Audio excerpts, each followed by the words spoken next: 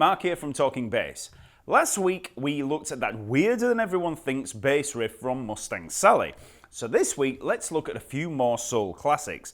This time we're going to look at my recommendation for the 10 best soul bass riffs for beginners.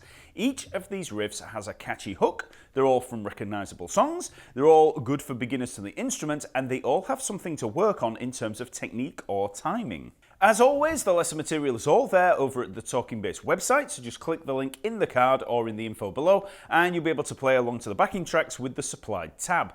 Then, while you're there, remember to check out over 500 extra free bass lessons in the lesson map and sign up to the free membership to gain access to a ton of free practice resources, ebook downloads, a complete social network, and much, much more. Like I said, it's all free, and there's a great community of over 120,000 other bass players if you want to ask any questions, so go check it out. Okay, let's start with a super basic riff, In the Midnight Hour by Wilson Pickett, played originally by Stax bass legend Donald Duck Dunn.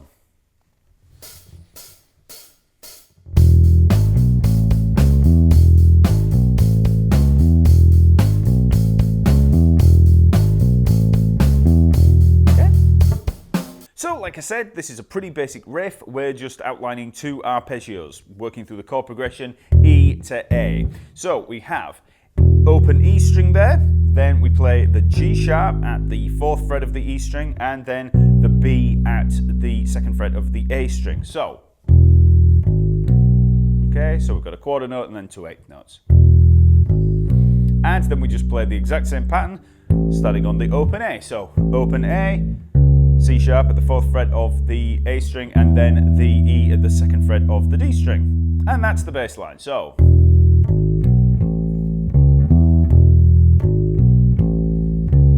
round and round. For the fingering in the fretting hand, I'm just using fingers 1 and 3, so that's index and ring. So we've got the open E string, obviously, then I'm using the 3rd finger for the G sharp, and then the 1st finger for the B, and then same thing again when we move up. And that's it. Then for the picking hand, I'm starting on the index finger, finger 1. So we have index, index, middle. So that's the pattern. Index, index, middle, index, index, middle. So 1, 1, 2, 1, 1, 2, 1, 1, 2, 1, 1, 2. And just a word on thumb placement. Obviously for the first line, you want to be on with the thumb on the pickup there. So then when we shift to the A, the open A string, I'm moving the thumb to the E string. So you're getting a bit of practice at thumb movement here. So now obviously you could just keep your thumb anchored on that pickup, but what we're doing is moving the thumb to the E string to keep that locked down so that there's no residual noise from there. So this is all about muting. So it's going to give you a little bit of practice at that thumb movement from pickup to E string. And just a little bit about the nuts and bolts of what's going on here. Like I said, it's two arpeggios. We've got the E major arpeggio and the A major arpeggio. Okay, so there's E major, there's A major. It's just that we're starting them on the open string. So if you've not learned anything about triads yet, anything like that, this is a good place to start and to see how they're applied. You know, this is a very recognizable bass riff, and all it's doing is outlining the chord tones of the two chords that are being played. So if you ever want to come up with a bass line, that's why the chord tones are the best place to start. With all of these riffs, you want to practice them slowly at first, just getting them under your fingers and then just getting the timing down, away from clicks, away from tracks, any of that stuff. And then you can add the tracks later. So just playing along. Just looking for good time and good tone. So once you have it under your fingers, then you can try with the track.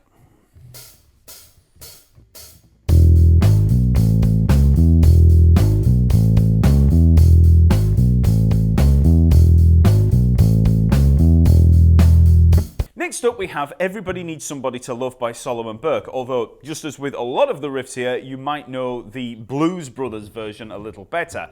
So here's the bass riff.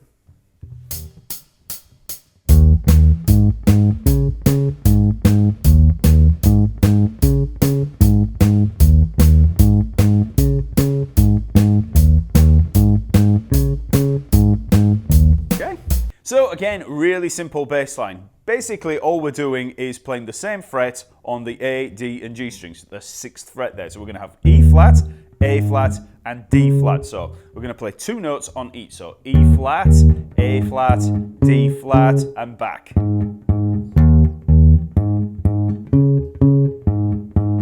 Okay, so it's just 6th fret, A string, D string, G string, D string, just up and back. Now, you might also notice that in the sheet music above the tab there, you can see these little dots above each of the notes. They are staccato markings, and they indicate that these notes are to be played detached or short. So for each one of these notes, instead of this, we're going to be playing this.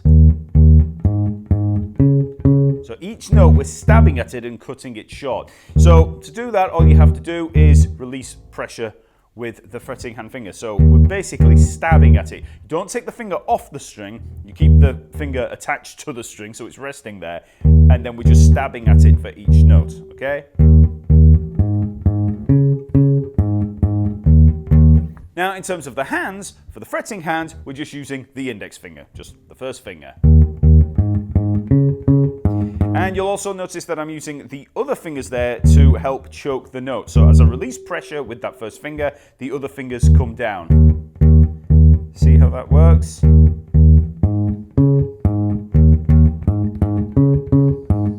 And in the picking hand, again, I'm just using the first finger, the index finger. And in terms of the thumb placement, you can have the thumb locked there on the pickup if you want. Or, after playing that first note, you can move to the A string with the thumb just to keep a lot of that residual noise locked down. So now let's just try that with the backing track.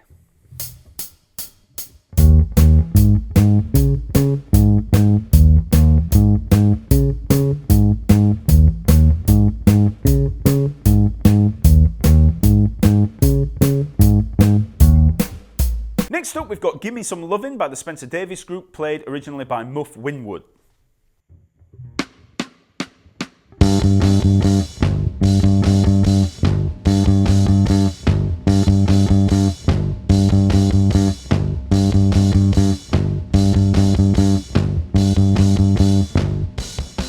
Again, this is a really straightforward riff. We start on the G, 5th fret of the D string, and play 1 and 2 and 3, and then on 4 we play the low G, 3rd fret of the E string. 1 and 2 and 3, 4. But I guess you can tell that just from listening to it. So 1 and 2 and 3, 4. It's just all G all the way. In terms of the picking hand, I'm starting with the 2nd finger, the middle finger, 1 and 2 and 3, and then on the 4 for that low E string, I'm picking with the 1st finger.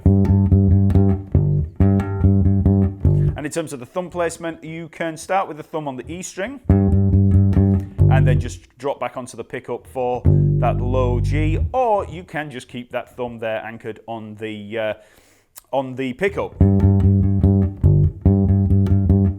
Either way, it doesn't really matter. And finally, in terms of the fretting hand, it's pinky and index finger, so 4th and 1st finger. So it's a standard octave pattern. In case you've never played any octave patterns before, that's how we generally play them on bass. 1st finger and 4th finger.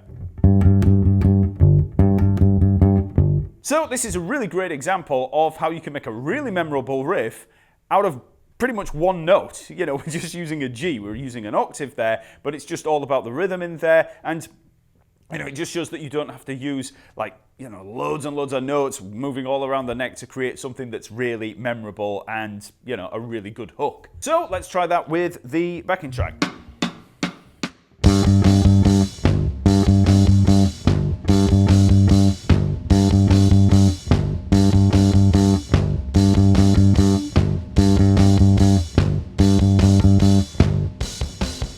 Next up, we have Get Ready by The Temptations, played by the legendary James Jamerson.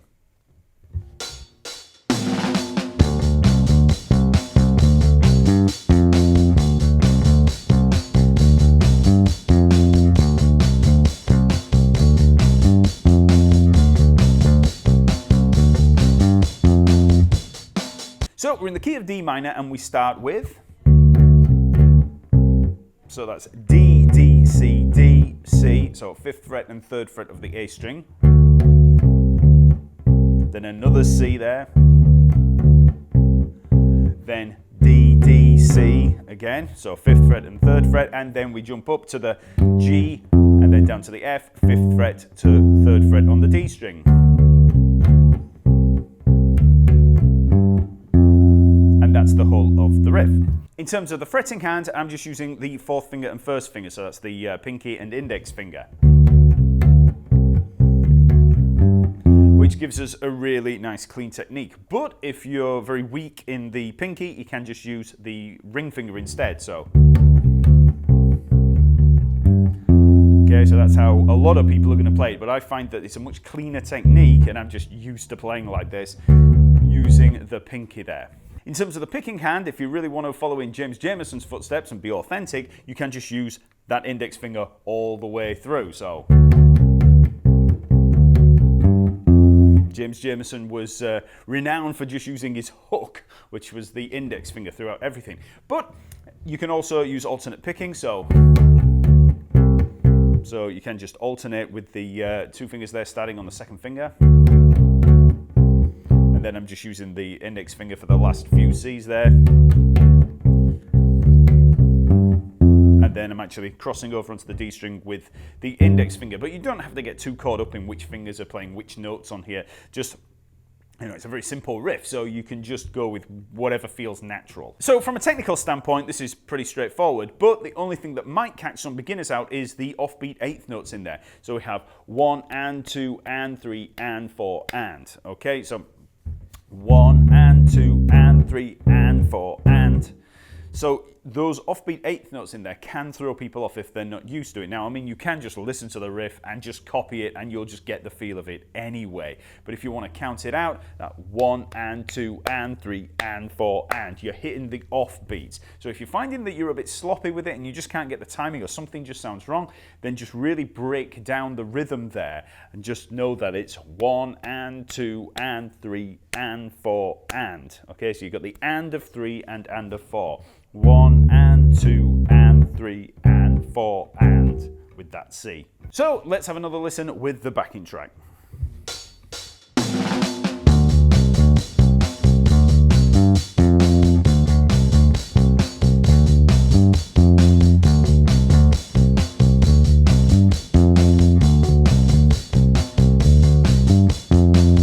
Next up we have 25 Miles by Edwin Starr.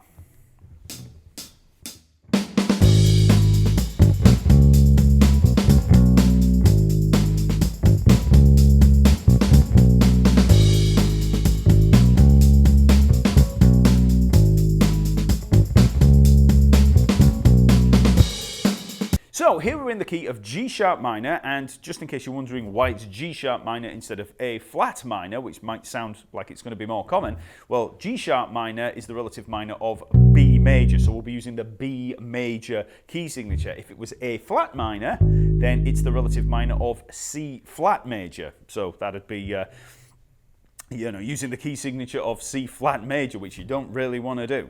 So we begin on that G sharp at the 4th fret of the E string, so we have, and then we come up G sharp, B, C sharp, so G sharp 4th fret E string, and then 2nd fret and 4th fret on the A string. So 1, 2, 3 and 4 and, okay? So 1, 2, 3 and 4 and. Then in the second bar on the and of 2, we have B, C sharp, B. So altogether we have,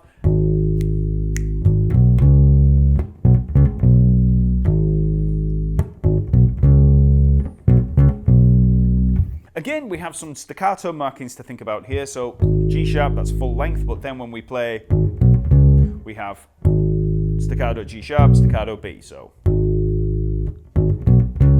then we hold the C sharp and then staccato on the B and the C sharp, then full held B. Okay, so listen for the staccato notes in there, as in the detached ones, the short notes.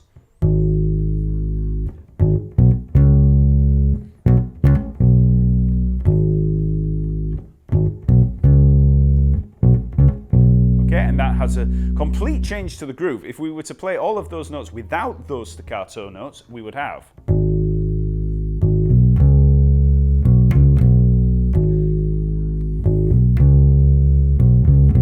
Here, that's a lot more smooth, whereas when we play it with the staccato notes,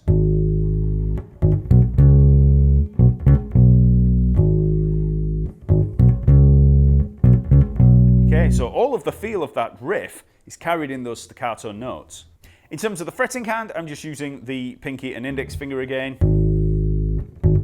But obviously you can use the third finger instead of the fourth finger if you really need to. And for the picking hand, you can use the first finger for the whole thing.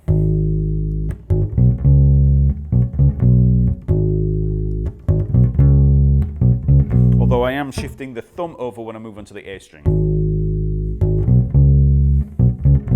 And if you do want to use the second finger, if you do want to alternate, you can do that too. So you can start with the first finger and then just use the second finger in terms of moving over to the A string. But don't really worry too much about the picking. It's a pretty easy riff. Just go again with what's natural. So again with the track.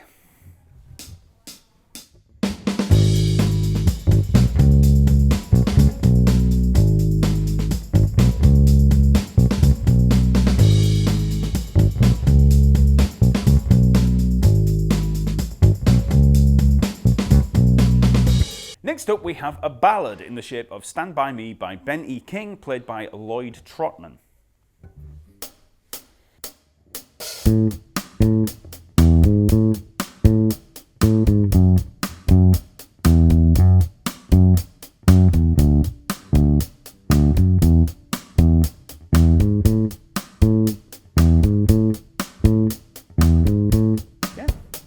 So here we're in the key of A major and we're working through a chord progression of A major down to F sharp minor, down to D major and then to E major. Okay, so we're just outlining those root notes. So if you get used to those first of all, A at the second fret of the G string, then the F sharp at the fourth fret of the D string, then the open D string, and then the E there at the second fret. So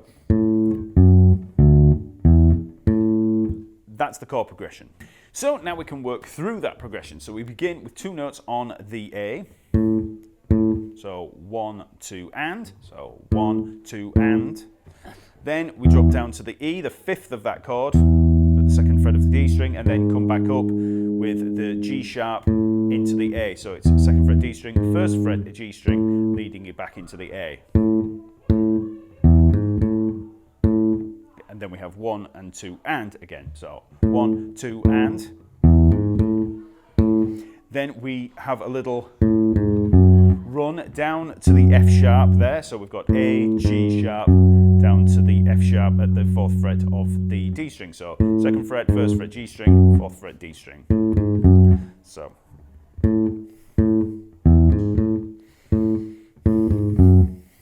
Again, 1 and 2 and. So 1 and 2 and. Then we have just E and then back to the F sharp, so second fret to the fourth fret on the D string. So all together again.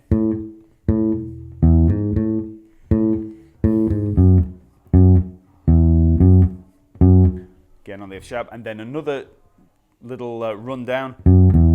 So F sharp, E, and then down to the D, so fourth, second, and then down to the open D string. So.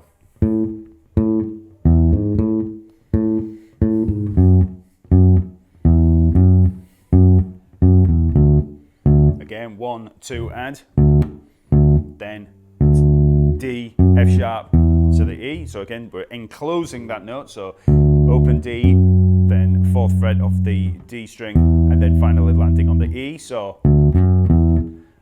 1, 2, and. So, and then we just lead back up to where we started. E, G sharp to the A. Okay?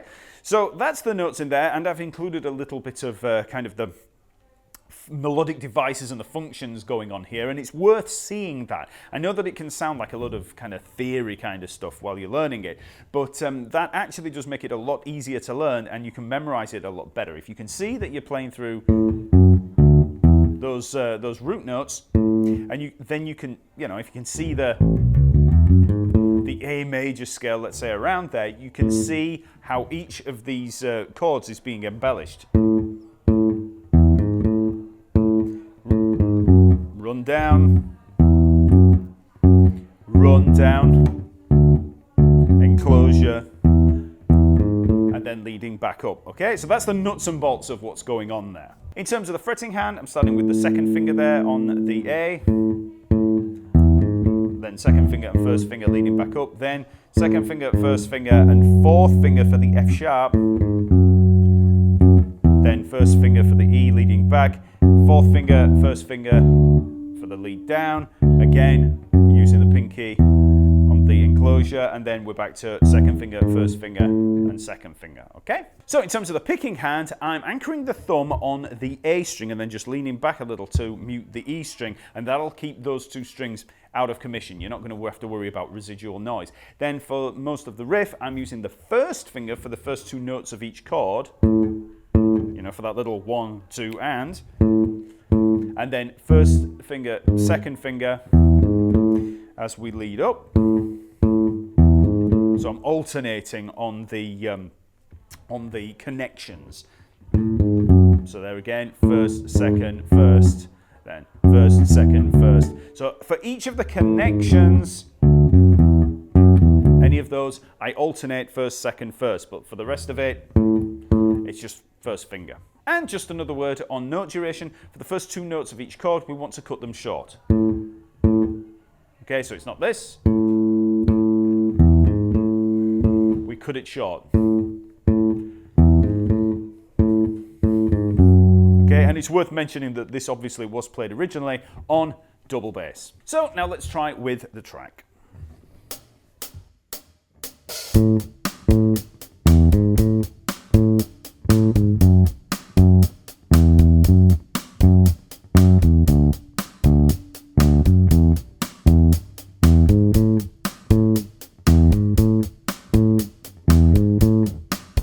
Next up, we've got the Sam and Dave classic Soul Man, again played by Donald Duck Dunn.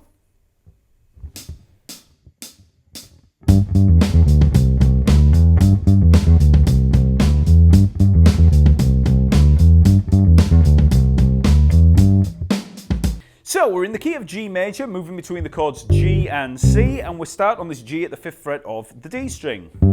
Played twice there. Then we're down to the E, 7th fret of the A string. Again played twice with that little skip. Then we're down to the D at the 5th fret of the A string. Then we're down to the C, so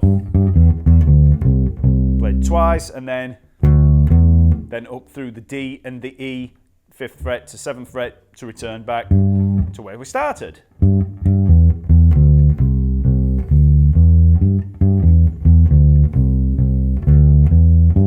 For the fretting hand, I'm just using the 1st and 4th fingers, so index and pinky. So I'm starting with that 1st finger there, then 4th finger for the E there, then the 1st finger for the D, and then I just move down with that 1st finger for the C. And then we just come back up again for the D, E. So all just with that 1st and 4th fingers, although obviously you could replace the 4th finger with the 3rd finger. So you can use the 1st and 3rd fingers if you want to. In terms of the picking hand, that's where it's going to get a little bit more tricky because there's those little 16th note skips going on in there. So I'm starting with the 2nd finger. So it's alternate picking, so 2nd and the 1st. And then I'm raking with that 1st finger from the D to the A string. Okay, so this is the first of these lines that introduces raking. So you just want to get that move down first. 2, 1, 1. So just moving across the D and A strings just with one movement with that 1st finger. Then, of course, then we could just play 2nd and 1st finger for the E down to the D. Then just alternate pick all the way. So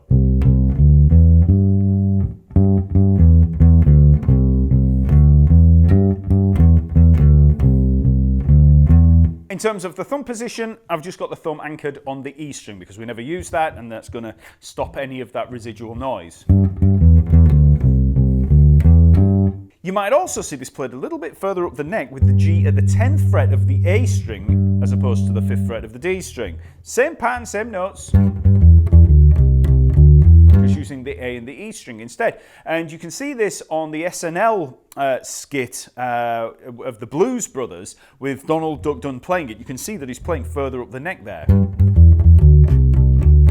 And one thing you'll notice when you play it further up is that there's a lot more kind of beef and bottom end. It's a little bit more dead sounding, but it's got more of that boom there. So that could be why he's playing it down there. But for most people, in terms of getting the control down, you're probably going to find it a little bit easier to control it down here. But if you want to play it up here, knock yourself out. Like I said at the start, this is just moving between two chords, G and C, and you can see and hear that. G, C, just moving down through the pentatonic scale from the G and then back up. Okay, so you can see how the chords themselves are influencing the line that we're hearing. Next up, we have the Eddie Floyd classic Knock on Wood, and we're looking at the verse riff. Okay, so it sounds like this.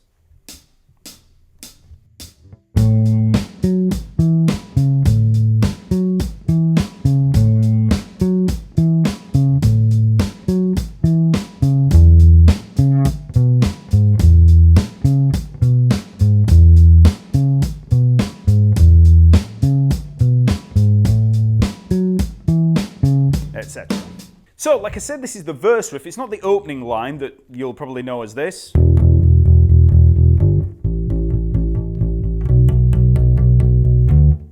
know, that's a very famous riff, but here we're looking at the verse. Okay, so we have two lines. We've got this one on an A chord, just played 4 times, and then we move the whole thing down to the E. Okay, so we start there with the A at the 12th fret of the A string, so we're quite high here. Then we've got the F sharp up at the 11th fret of the G string, down to the E at the 14th fret of the D string, and then the C sharp at the 11th fret of the D string. So just round and round on that.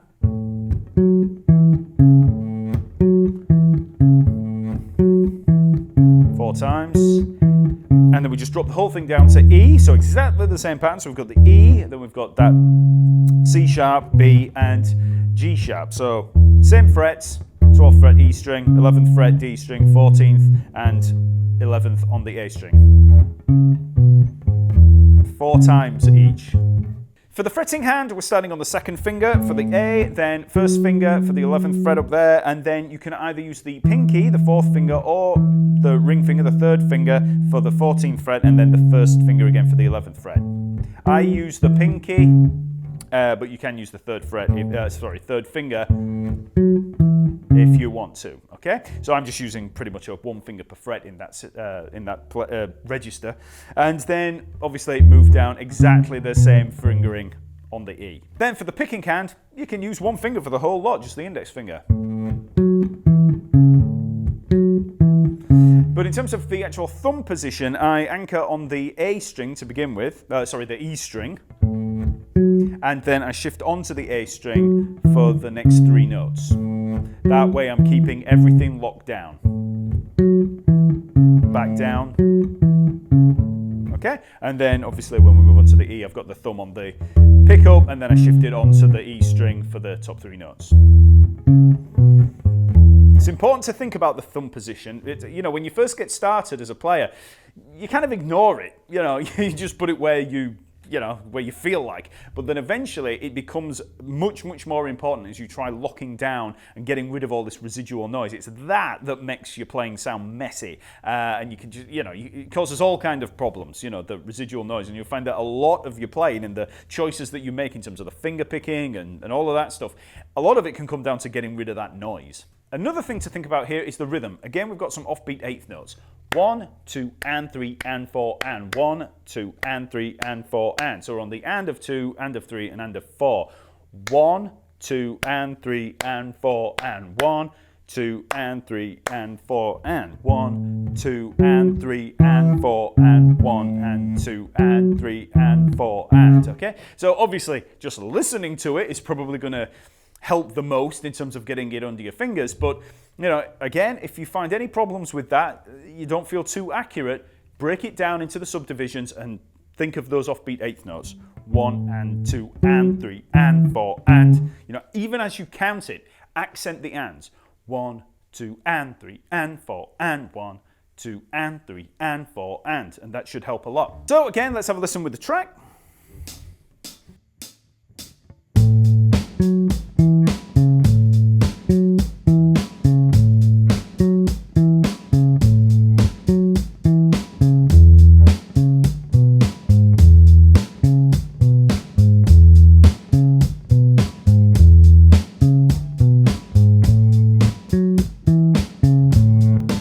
Okay, now let's try something a little quicker. Higher and Higher by Jackie Wilson.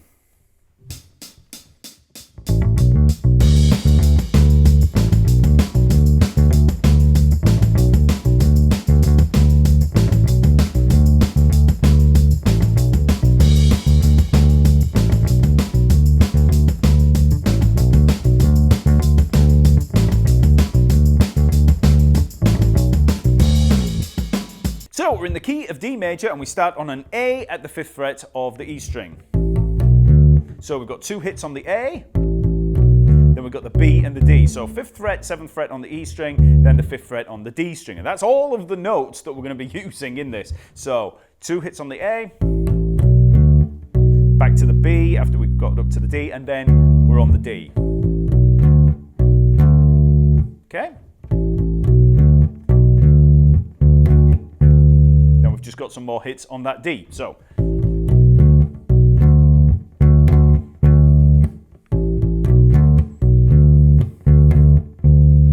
in terms of the fretting hand, I'm using 1st and 4th finger again, so just the index and pinky. But as with all of these bass lines, you can use the 3rd finger in place of the 4th finger. I just find it a lot neater and just feels a lot more comfortable using the 4th finger. Then in terms of the picking hand, I'm starting with the 1st finger and alternate picking.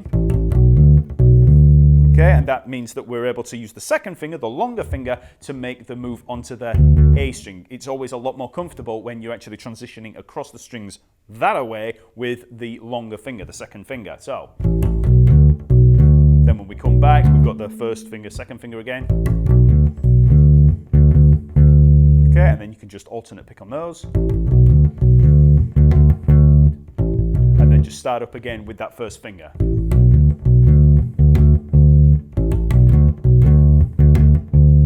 So this tune's pretty quick, it's 192 beats per minute, and it's probably the rhythm that's going to catch you out the most in this. So we've got a 1 bar count in, 1, 2, 3, 4, and then we come in on beat 2 of the next bar. So 1, 2, 3, 4, 1, ba ba ba bam ba ba. So we come in on beat 2 and we have 1, 2 and 3 and 4 and, okay? So, you know, obviously you can just listen to it to get that rhythm down, but it's very important to know that it comes in on beat 2. So 1, 2, 3, 4, 1. Basically the D is the first bar proper, and this is actually the 2nd bar. It's just that we're coming in at the start on that 2nd bar. So 1, 2, 3, 4, 1. Okay, so very slow. 1, 2, 3, 4, 1.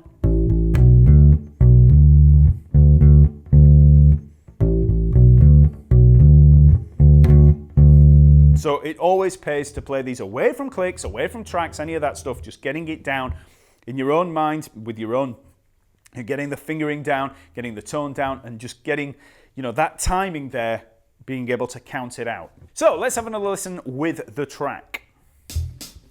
1.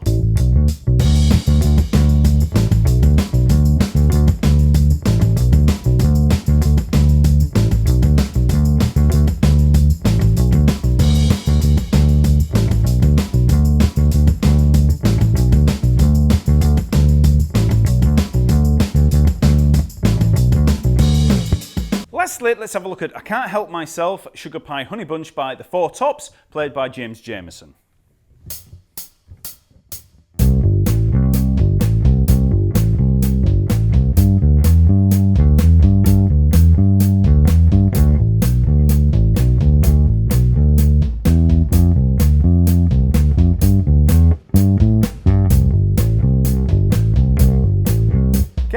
So here we're working through a chord progression with root notes of C, G, D, F, and G. And we're pretty much working a pattern through them. So let's look at the first pattern on the C. So we start on a C, 3rd fret of the A string. We've got G, A, and back to the C. So 3rd fret A string, then 3rd and 5th frets on the E string.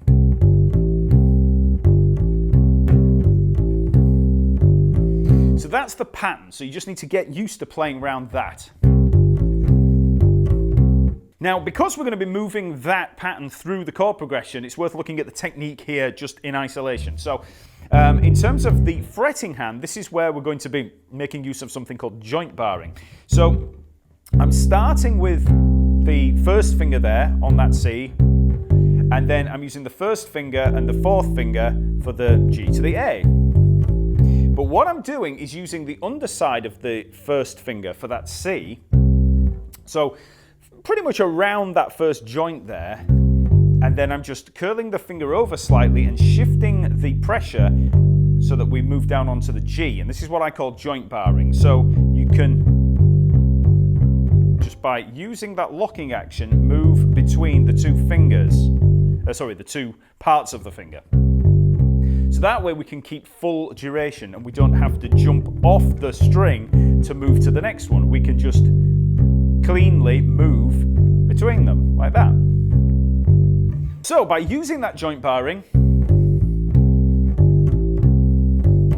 we can just move through that bass line without having to jump and hop and skip across the strings. Very, very clean technique, and again I'm using that 1st and 4th fingers, so again it's a nice clean technique there, but like I've said before, you can use the ring finger in place of the pinky. I wouldn't say that that's a good way of doing it necessarily. It's just that people are more likely to go for that when they don't have much strength in that 4th finger. But in terms of a all-round technique and dexterity standpoint, it is a lot better to have the fingers parallel with the strings and use that 4th finger, the pinky. So we play through that pattern on the C twice round. Then we just shift the whole thing up to the G, 5th fret of the D string. Okay, so that's with the G, the D, and the E. So 5th fret on the D string, and then 5th fret and 7th fret on the A string. Then we drop the whole thing down onto the D. So this is now D, A, and B. 5th fret, same frets again, but just on the string below. Then at the end of that line there, we use an E there at the 2nd fret of the D string to lead up into the F. So we play through it once. And then we're on to the G. So slight change here. So we've got G, D, E, G, A, G, and then back down. Okay, slightly different rhythm there. And then we're back down into the C. So just a couple of little extra technical tips. When you move from the G down to the D, you might find it a little bit weird. So we've got...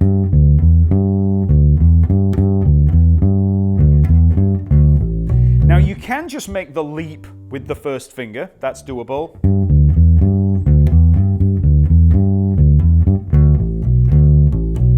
Or you can use another finger to kind of make the transition, so try taking that D with the 2nd finger and then just switch back to the 1st finger after you've made the transition. So either way, if you just do it with the 1st finger and you make the leap, you're going to have to cut that note short on the G. But either way, it doesn't matter that much as long as you get the notes under your fingers. Of course, you could also take that G up here and then, you know, just moving the bass line up and down on the A string. I mean, that is another way to do it. I mean, I don't know exactly how Jameson played it on the original. You know, you could move all the way up here. You know, you're just moving it around up and down on that A string. So that's another option. But the way that I've shown it here is all within a smaller area and there's less movement, okay? Then the other move to be aware of is at the end where we're on the G. When you get to that end, the very final G before we move back down into the C, you want to take that with your pinky, with your fourth finger, which puts you back in position for the C, okay? Okay, so it's all about preparation for the next bar. Again, if you want to be super authentic, you can play all of this with one finger of the picking hand, because that's how Jameson will have done it.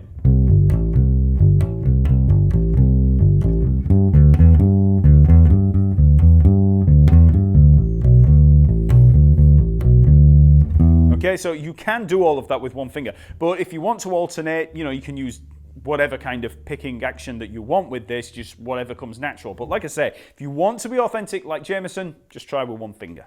Okay, let's try all of that with the track.